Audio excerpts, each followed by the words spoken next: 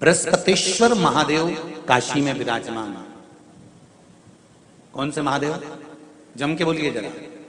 बृहस्पतिश्वर महादेव काशी में विराजमान है, जो अंगूठी में पुखराज नहीं पहन सकते, जिनकी भाग्य रेखा उल्टी चल रही हो, बृहस्पति चमक ही नहीं रहा हो, जिस काम में हाथ डालते हैं वो काम पूरा ही नहीं होता हो, तो एक बार काशी जाना, बृहस्पतिश्वर महादेव का स्पर्श करना, उनका अभिषेक पूजन करना और उनका स्पर्श कर कर एक बेलपत्र ब्राह्मण देवता से मांग कर लेकर जाना कि इन बृहस्पतिश्वर महादेव से मुझे एक बेलपत्र दे दो। तुम्हें पुखराज पहना कि नहीं पहना, हीरा रतन माणिक पहना कि नहीं पहना, वो बेलपत्र इतना चमत्कार कर देगी कि जिंदगी में कभी संपदा की कमी आएगी ही नहीं। अगर बृहस्पति नहीं चमके तो बृहस्पतिश्वर महादेव, जहां पर बैठकर बृहस्पति भगवान ने शंकर भगवान की आराधना करी है, रोज गंगा जल जाना, गंगा जल लेकर आना, शिव जी की आराधना करना, एक शिवलिंग का निर्माण करा, उसकी आराधना में बृहस्पति भगवान डूब गए, उसकी आराधना में बृहस्पति महाराज निरंतर लगे रहे और इतनी आराधना बृहस्पति महाराज ने करी, इतनी आराधना करी बृहस्पति महाराज ने कि शंकर भगवान सामने प्रकट हो गए। मांगो बृहस्पति, तुमको क्या चाहिए? कुछ नहीं, केवल आपका भजन। नाम रख दिया, तुम्हारा नाम बृहस्पति रहेगा। बृहस्पति भगवान का एक नाम बृहस्पति भी रख दिया और तुम साधारण नहीं रहोगे। तुमने मेरी आराधना करी है तो देवताओं के गुरु बनकर विराजमान होगे। अब अभी तक 2 भार इंद्र के पास में थे, बहुत ध्यान देकर समझना। 2 भार थे इंद्र के पास। इंद्र देवताओं के गुरु भी बनकर बैठे थे, देवगुरु बृहस्पति की जगह पूर्व में इंद्र ही देवगुरु का पद संभालना और देवराज का पद भी इंद्र के पास में था। कौन कौन से पद थे? जम के बोलो जरा। पहला पद देवराज इंद्र का, दूसरा पद देवगुरु, देवगुरु का पद भी इंद्र के पास में था और देवराज का पद भी इंद्र के पास में था। इंद्र के पास में 2 सत्ता थी, एक देवराज इंद्र थे और दूसरे गुरु का पद भी इंद्र के पास में था। देवताओं के गुरु बनकर इंद्र घूम रहे थे, पर अब उल्टा हो गया। शंकर भगवान ने बृहस्पति महाराज को देवगुरु बना दिया। अब जैसे ही देवगुरु बनाया तो इनका इंद्रदेव का मुंह, अरे वो बोलो तो तुम, भगोड़ ऐसा हो गया, कुर्सी उतरी कि मुंह भगोड़ा उड़ा। जब सौभाग्यवती नारी गोदी में, ये सती मैया के प्रसंग से ये प्रसंग है, ध्यान देना महाराज, बहुत बहुत स्मरण में रखिएगा। आपके कोई पूछे तो आप लोगों को जवाब देने में दिक्कत नहीं आएगी और आप उस का स्मरण करेंगे।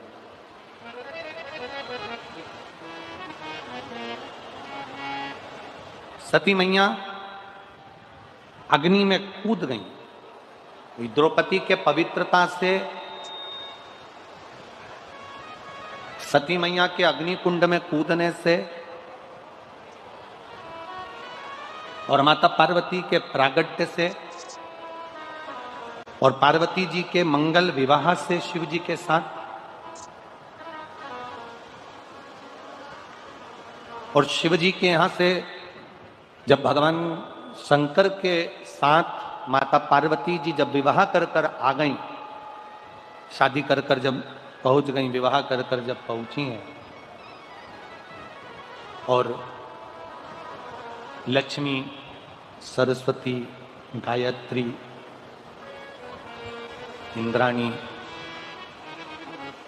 ये सभी देवियां जब कैलाश धाम पर एकत्रित हुई,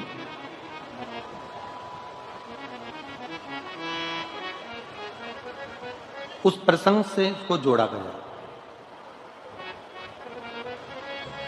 सती मैया क्रोध की अग्नि में यज्ञ कुंड के अंदर जाकर कूद जाती हैं और उनको श्राप लग जाता है कि तुम देव यज्ञ में, देवताओं के होने वाले इस कार्य में, होने वाले सत्कर्म में तुम कूदी हो, इसलिए तुम्हें कोयल की योनि प्राप्त हो। शंभु, तुम्हें कोयल की योनि प्राप्त हो।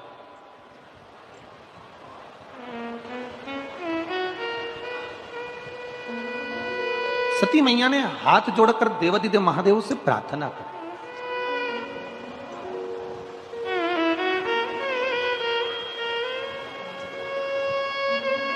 प्रभु गलती तो हो गई, अब ये गलती तो हमसे हो गई है कि ये अग्नि में हम, यज्ञ की अग्नि में हम कूद गए हैं। थोड़ा बेस कम करो बाबा। यज्ञ की अग्नि में हम कूद गए, ये गलती तो हमसे हो गई है, पर क्षमा भी तो आप ही को करना है प्रभु, क्षमा भी तो आप ही को करना है। शंकर भगवान ने कहा, तुम कोयल के रूप में जन्म लेने के बाद में जब 2 आषाढ़ पड़ेंगे, जिसको दुनिया के लोग कोकिला अधिक मास कहेंगे, और ये 2 आषाढ़ में तुम जब मेरी आराधना करोगी अखंड सौभाग्य को पाने के लिए,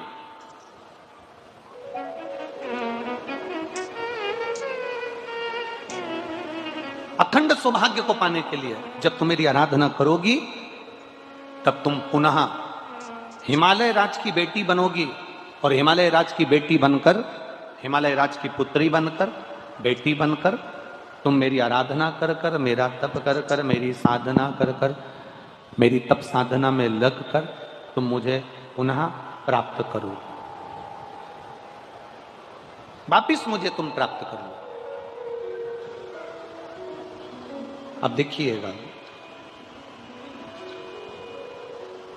कोयल का जन्म मिल गया माता सती को, और कोयल के जन्म को पाकर मां सती जगह जगह भ्रमण करने लगी। भ्रमण करते करते एक बार माता सती देवऋषि नारद के सम्मुख में प्रकट हुई।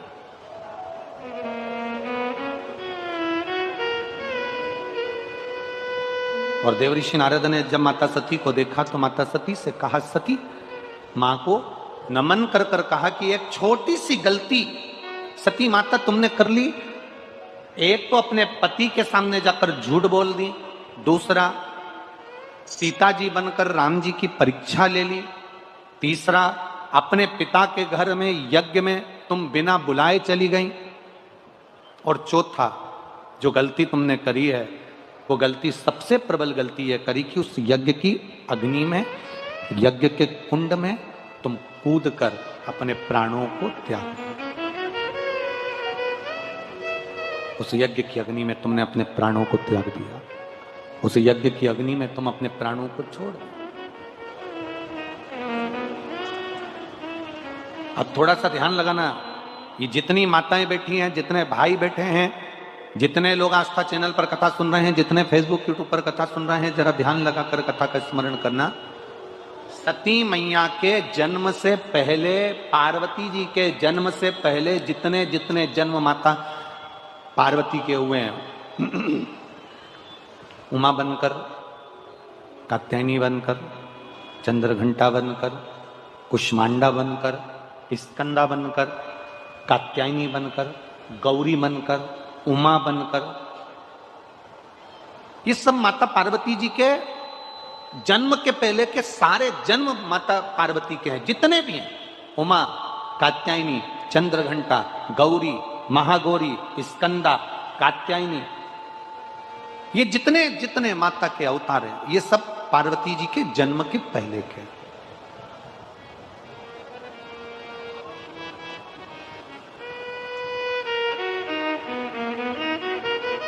सती मैया के भीतर ये भाव जागृत हो गया, माता सती के अंदर ये भाव जागृत हो गया। देवऋषि नारद से कहा कि मैं 51 ये जितने जन्म मैंने लिए हैं 50 जन्म में ले चुकी हूं, और पार्वती का जो मेरा जन्म होगा वो 51वें नंबर का होगा।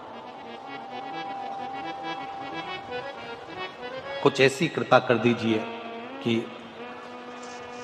मेरी मांग का जो सिंदूर है वो अखंड रहे, और बार बार मुझे इस शरीर को छोड़ना ना पड़े, इस शरीर से मेरे बार बार ये शरीर मेरा छूटे ना। ऐसी ऐसी कुछ कृपा, ऐसी कुछ दया, ऐसी कुछ करुणा हो जाए।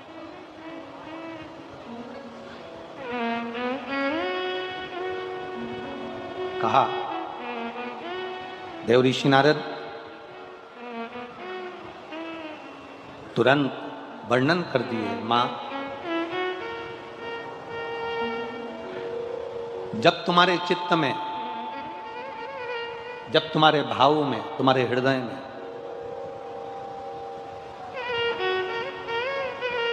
तुम्हारी चित्तवृत्ति में, तुम्हारे हृदय में, तुम्हारे भावों में जिस समय तक तुम कोयल बनकर भी एक अन्न के दाने को अगर उठा लोगी, और वो अन्न का दाना तुमने जो उठाया है, अगर वो दो भाग वाला है, वो अन्न के दाने में अगर दो भाग हैं जिसको तुमने उठाया, और वो अन्न का दाना भूलवश भी अगर किसी सौभाग्यवती नारी की गोद में अगर पड़ जाता है, तो मां तेरा वो अखंड सौभाग्य भी रहेगा, और तुझे जिंदगी में दूसरी बार फिर बदलकर जन्म नहीं लेना पड़ेगा। एक ही अखंडता में चलता है,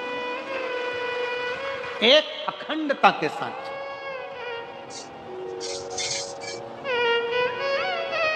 कभी आप अपने घर की बुजुर्ग माताओं से पूछना कि ये सुहागिल जब हम करते हैं, सौभाग्यवती नारियों को जब हम सुहागिलों को जब हम बुलाते हैं, मांग में सिंदूरा देते हैं, गोदी में चना और गुड़ डाल देते हैं उसके, तो ये चना गुड़ का महत्व क्या है? कभी सौभाग्यवती नारियों से, या जितनी सुहागवती माताएं हैं, जो बुजुर्ग घर की माताएं हैं, उनसे पूछना कि ये सुहागिल जब हम करते हैं, 11, 5, 7 बिठाते हैं, उनकी गोदी में चना और गुड़ जो हम डाल देते हैं, ये प्रसंग कहाँ का, ये प्रसंग का सार तत्व कहाँ से?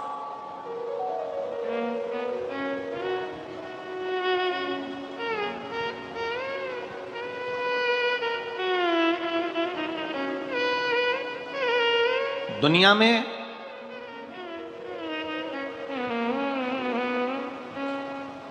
सब चीज में मिलावट हो सकती है, ऐसी कोई चीज नहीं जिसमें मिलावट नहीं हो। दुनिया में सब चीज में मिलावट हो सकती है, केवल एक चना और गुड़ ऐसा होता है जिसमें मिलावट का कोई काम नहीं होता है। गुड़ के अंदर खार हटाने के लिए, कालापन हटाने के लिए थोड़ा बहुत उसमें